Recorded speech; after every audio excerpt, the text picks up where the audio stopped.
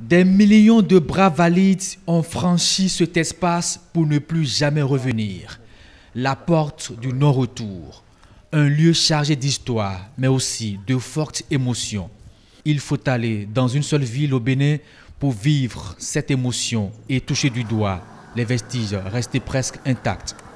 Ouidah, la ville-musée, la ville aux multiples forts. Le premier à être érigé, selon l'histoire, est le fort français. Il a été créé dans les années 1671. Plus de 3 siècles après, voici ce qui reste de cet ancien entrepôt d'esclaves. Un espace vide, clôturé, servant aujourd'hui de lieu des spectacles et autres expositions. Ce fort français serait reconstruit à l'identique et ce sera transformé de centre culturel où la diaspora pourrait venir ici. Ça sera animé à tout moment. Toujours au fort français, dans un jardin annexe, des monuments des grands hommes de cette ville-musée. Ici, on les appelle les grands hommes des années 50. Le premier maire en fait, de la ville de Ouidah, qui a pour nom Émile Poisson, et qui est français d'origine, mais sa mère est de Ouidah. Donc nous avons la famille Poisson que vous retrouvez sur Ouidah. Le premier maire noir également de la ville de Ouidah, il est d'origine Yoruba. C'est Jacob Adigun aussi, vous avez une de ces statuettes que vous retrouvez ici, de son monument qui est ici. Vous avez le tout premier capitaine noir de l'armée française, du nom de Jean Adjovi, qui est très connu. Les Adjovi, c'est les scarifiés, les tatoués 2x2, qui sont en vérité les adeptes du python. Vous avez Madame Elisabeth Khodonou, c'est elle qui a créé le centre social. Et c'était à l'époque pour s'occuper des enfants déshérités, orphelins de père et de mère. Vous avez également Monsieur Tovalou Kenom. Ça, c'est des grands hommes de Ouidah, forcément. À quelques encablures, le fort anglais, une bâtisse totalement en ruine. Les Anglais, ils étaient les premiers en fait, à abolir l'esclavage.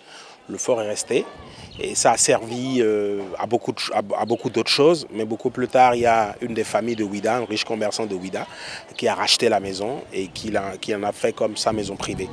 Et on peut dire que dans le projet de la réhabilitation de la cité historique, ce fort aussi également sera reconstruit. Nous sommes très fiers de voir vraiment notre ville dans 2-3 ans, vraiment être autre chose.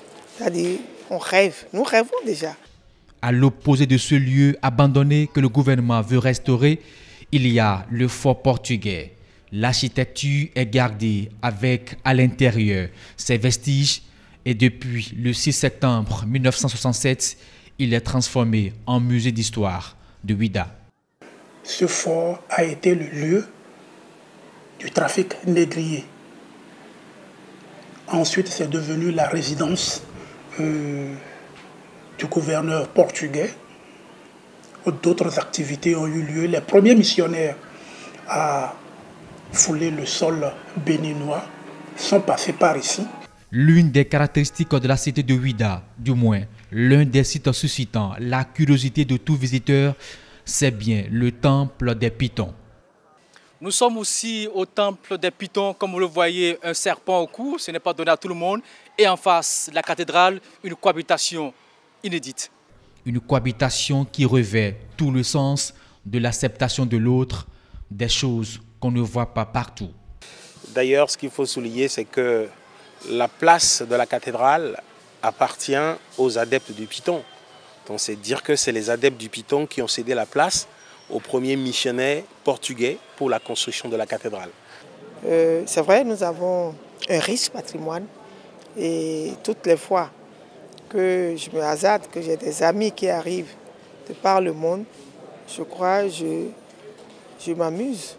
Je me réjouis vraiment de pouvoir leur montrer d'où je viens. C'est ça qui fait ma fierté d'ailleurs. Ouidah, la ville-musée, verra ses différents sites touristiques réhabilités.